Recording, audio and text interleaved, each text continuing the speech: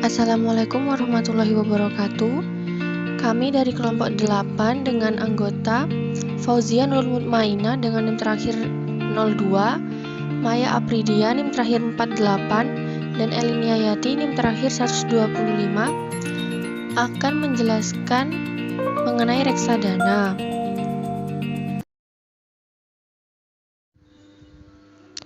Saya Maya Apridia akan menjelaskan tentang perkembangan reksadana. Menurut Undang-Undang Pasar Modal Nomor 8 Tahun 1995, reksadana adalah instrumen pasar modal yang diterbitkan oleh manajer investasi sebagai wadah yang dipergunakan untuk menghimpun dana dari masyarakat pemodal untuk selanjutnya diinvestasikan dalam portofolio efek oleh manajer investasi. Reksadana hadir di masyarakat Indonesia pada tahun 1976 dengan nama PT Dana Reksa yang didirikan oleh pemerintah. Pada waktu itu, perusahaan ini melakukan penerbitan reksadana dengan nama sertifikat Dana Reksa. Kemudian pada tahun 1995, pemerintah mengeluarkan peraturan tentang pasar modal yang menjangkau peraturan mengenai reksadana dalam Undang-Undang Nomor 8 Tahun 1995 tentang pasar modal. Dengan adanya peraturan itu, reksadana lahir di Indonesia dengan penerbitan reksadana yang ditutupi oleh PT BDNI Reksadana. Saat ini, reksadana di Indonesia telah menjadi produk yang membawa dana masyarakat dengan jumlah ratusan triliun rupiah. Menurut data dari Otoritas Jasa Keuangan, reksadana di Indonesia selalu mengalami perkembangan yang signifikan. Bahkan jumlah produk reksadana di Indonesia sudah mencapai kurang lebih 1.936 produk dengan total dana yang dikelola Asset Under Management atau AUM mencapai 520,91 triliun pada bulan Februari 2019.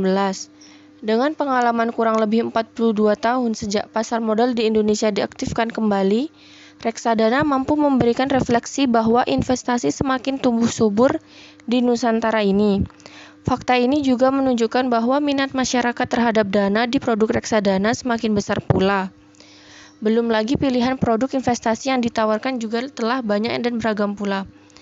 Selain itu, manajer investasi yang bekerja dalam mengelola dana masyarakat juga sangat beragam. Masyarakat yang memiliki sedikit pengetahuan dalam investasi bisa menempatkan dananya di reksadana tanpa perlu khawatir dananya akan hilang. Kemudahan-kemudahan yang ditawarkan dalam bertransaksi juga memberikan jalan mulus bagi masyarakat dalam mengakses informasi tentang dana mereka. Saat ini saja sudah banyak manajer investasi dan juga agen penjualan yang telah membuka berbagai digital platform dengan beragam kemudahan yang disediakan. Reksadana sendiri bisa diibaratkan sebagai sebuah tempat untuk mengumpulkan dana dari masyarakat pemodal atau investor. Dana-dana yang sudah dikumpulkan tadi nantinya akan diinvestasikan oleh para manajer investasi ke dalam berbagai instrumen investasi yaitu deposito, obligasi, atau saham. Selain itu, reksadana juga bisa diartikan sebagai salah satu alternatif dalam bidang investasi bagi masyarakat pemodal, terutama bagi mereka yang memiliki modal kecil dan pemodal yang belum punya banyak waktu dan keahlian dalam menghitung risiko investasi yang mereka jalankan. Di sini saya akan menjelaskan tentang mekanisme reksadana. Perusahaan pengelola reksadana ini muncul dalam rangka mengkoordinasikan para investor baik besar maupun kecil yang ingin menawarkan dananya ke berbagai media investasi, dan selanjutnya dana tersebut akan dikelola secara profesional. Adapun mekanisme kegiatan reksadana adalah sebagai berikut. Yang pertama, investor melakukan pembelian reksadana melalui manajer investasi dengan menyetorkan dananya melalui bank kustodion.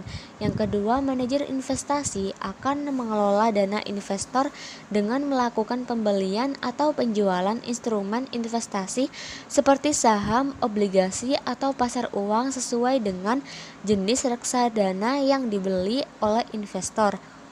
Yang ketiga yaitu pembeli atau penjual instrumen investasi oleh manajer investasi dilakukan oleh pelantara pedagang efek.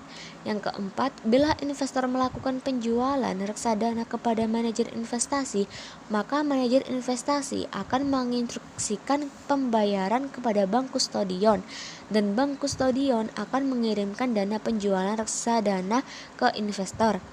Adapun hukum reksadana menurut pasal 18 ayat 1 Undang-Undang Pasar Modal, bentuk hukum reksadana terdiri dari dua, yaitu reksadana berbentuk perseroan, yaitu emiten yang kegiatan usahanya menghimpun dana dengan menjual saham dan selanjutnya dari hasil penjualan saham tersebut akan diinvestasikan pada berbagai jenis efek yang diperdagangkan di pasar modal dan pasar uang. Penjelasan pasal 18 ayat 1 huruf A. Yang kedua, reksadana berbentuk kontrak investasi kolektif KIK. KIK adalah kontrak antara manajer investasi dengan bank kustodion yang memikat pemegang unit penyertaan di mana manajer investasi diberi wewenang untuk mengelola portofolio investasi kolektif dan bank kustodion diberi wewenang untuk melakukan penitipan kolektif. Penjelasan pasal 18 ayat 1 huruf B.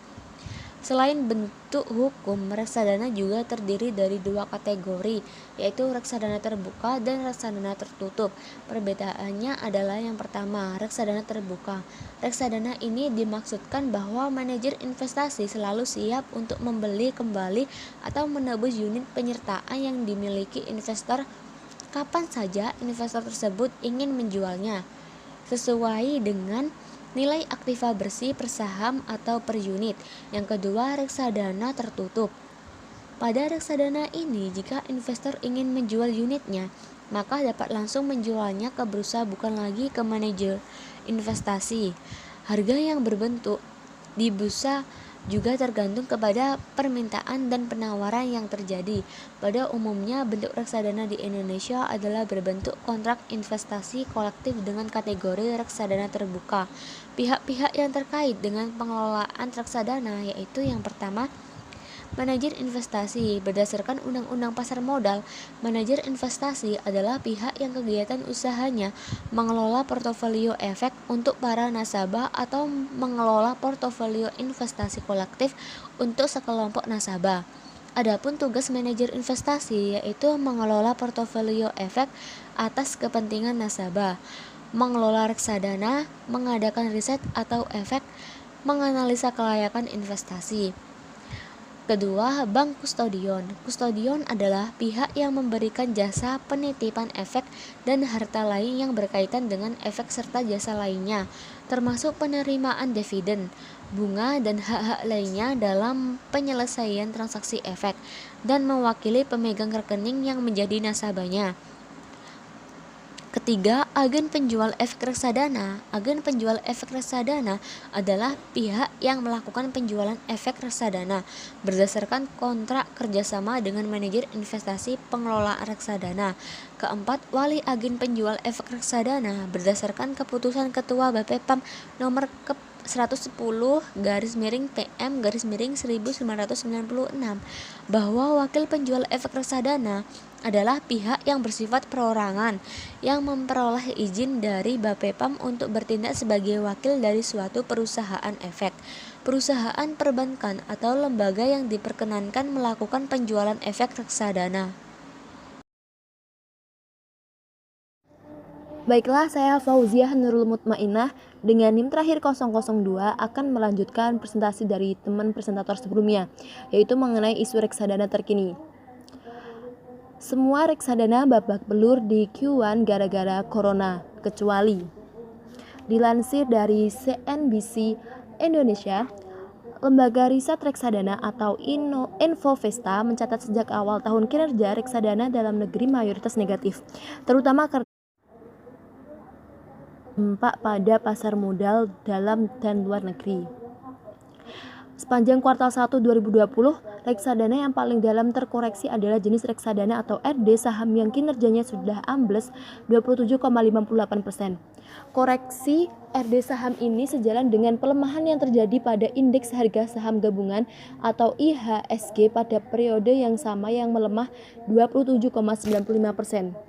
Kinerja terlemah selanjutnya terjadi pada reksadana campuran yang tercermin pada Infovesta 90 Balance Fund Index yang melemah sebesar 15,51%.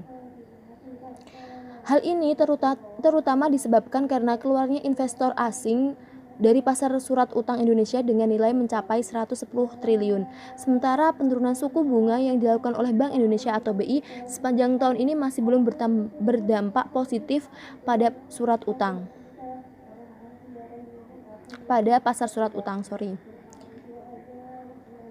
Nah, satu-satunya jenis reksadana yang berkinerja positif dan stabil sejak awal tahun adalah reksadana pasar uang yang tercermin dari indeks 90 reksa dana pasar uang Infovesta.